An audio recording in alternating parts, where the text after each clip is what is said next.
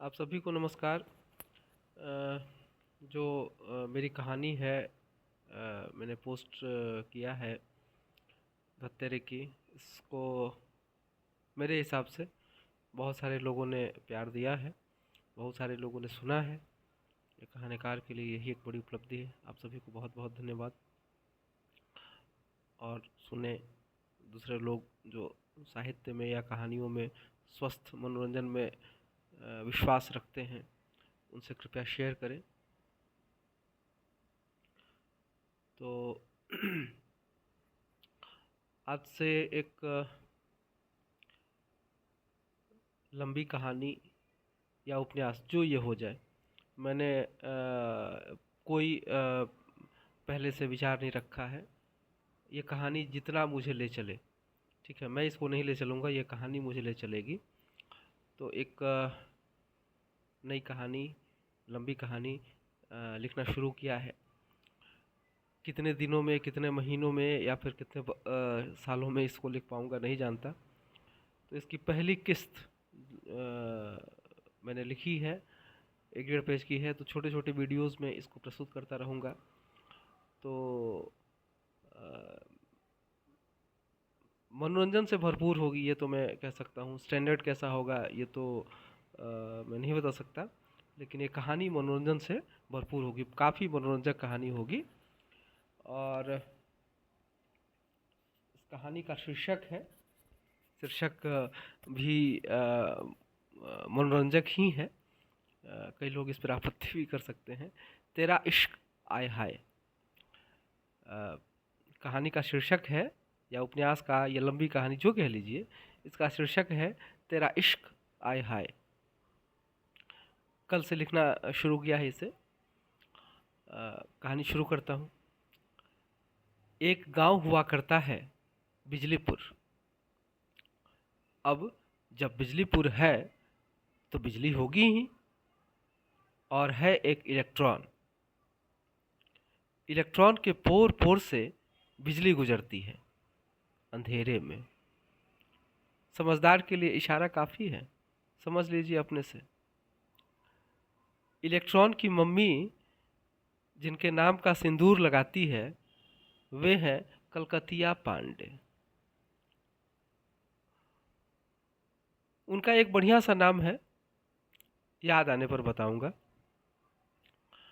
गांव वालों का क्या है, उन्हें आपको जो बुलाना है वही बुलाएंगे ना।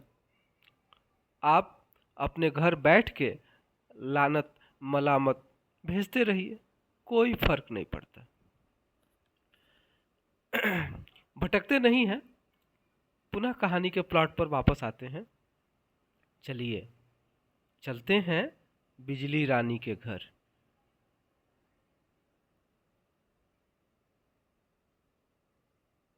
रानी का यूज प्यार से किया गया है, कुछ और ना समझिएगा।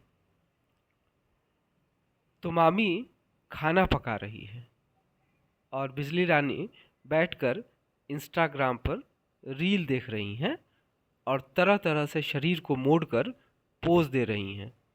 किसे पोज दे रही हैं पता नहीं। मामी बड़बड़ाती है, हम लोग अपने ज़माने में माँ को काम नहीं करने देती थी, और एक ये महारानी है, मुंह बनाने से फुर्सत नहीं है। हमारी प्यारी बिजली रानी बोलती है, तुम्हारा टेस्ट पुराना पड़ गया है मम्मी, तुम पिछड़ गई हो, थोड़ी सी आधुनिक बनो। अपने ज़माने की आधुनिका रही मामी जी बोलती हैं, बताए तुमको, हमारी मम्मी बनने की कोशिश मत करो। बिजली रानी के सारे दांत दिखने लगते हैं और सामने पटक दी जाती है चाय, चाय का कप।